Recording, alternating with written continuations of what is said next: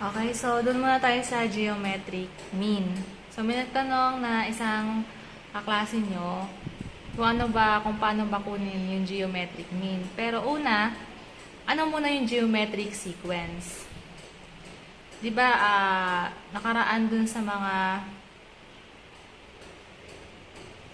mga module nyo or maaari din na i-lecture nyo yung definition ng geometric sequence. So, yung geometric sequence is a sequence where each term after the first is obtained by multiplying the preceding term by a non-zero constant called common ratio.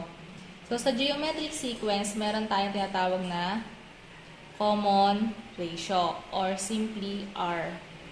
Bigay tayo ng example. Halimbawa, may given tayo na 1, 3, 9, 27, and 81. So, yung 1, 3, 9, 27, 81 is an example of geometric sequence kasi meron siyang common ratio and then, paano hahanapin yung common ratio? Dividing the term in the sequence or any term in the sequence by the term that precedes it. For example, 3 divided by 1 is 3. 9 divided by 3 is 3. 27 divided by 9 is 3. Or 81 divided by 27 is 3. Therefore, 1, 3, 9, 27, 81 is an example of geometric sequence kasi meron siyang common ratio na 3. So, common ratio niya is 3. And how do we get the next term in a geometric sequence? For getting the next term in geometric sequence, 1, 3, 27, 81, then finding the next term, just multiply its common ratio 3 to 81. So, what is 81 times 3? So, the next term is 243. And so on. 243 multiplied by 3 is 729. So, that is an example of geometric sequence. Another example of geometric sequence is 32, 8, 2, 1/2, and then 1/8. So, how will we get its common ratio? Multiply any term to the term that precedes it. For example, 8 divided by 32. In fraction form, 8 divided by 32, that is 8 divided by 32, that is 1/4. So, its common ratio is 1/4.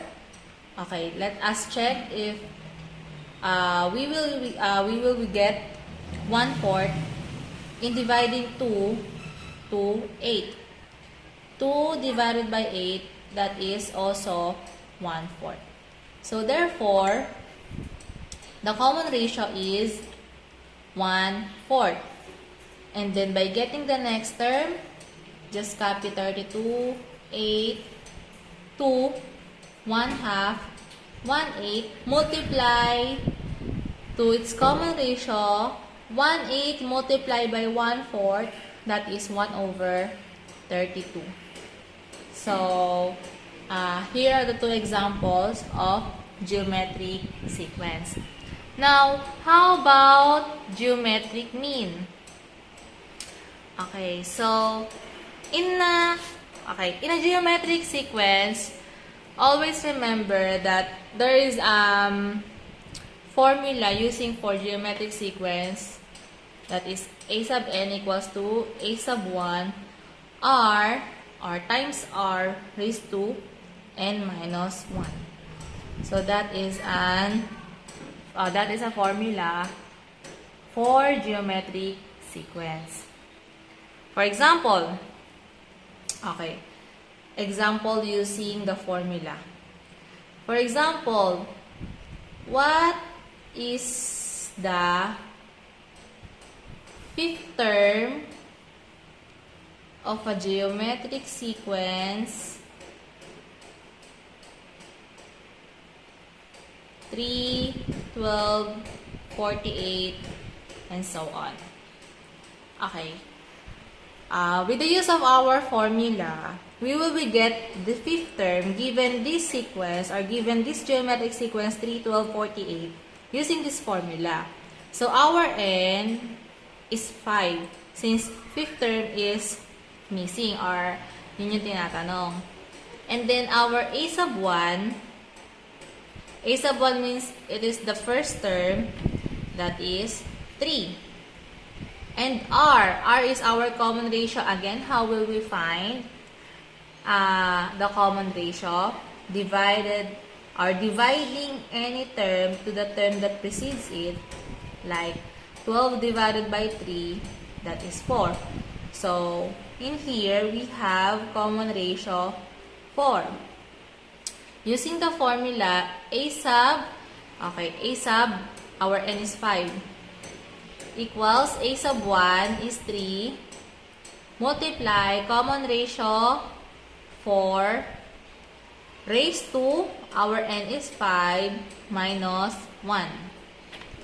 Okay, so A sub 5 equals to 3, 4, times 4. 5 minus 1 is 4. Okay, so 3 multiply, what is 4 raised to 4? So 4 raised to 4, it means 4 times 4 times 4 times 4. So 4 times that you multiply 4 to itself. So 4 raised to 4 is 256. And then 3 multiply to 256, that is 768. So 768 is the fifth term. Okay? Now, how about geometric sequence?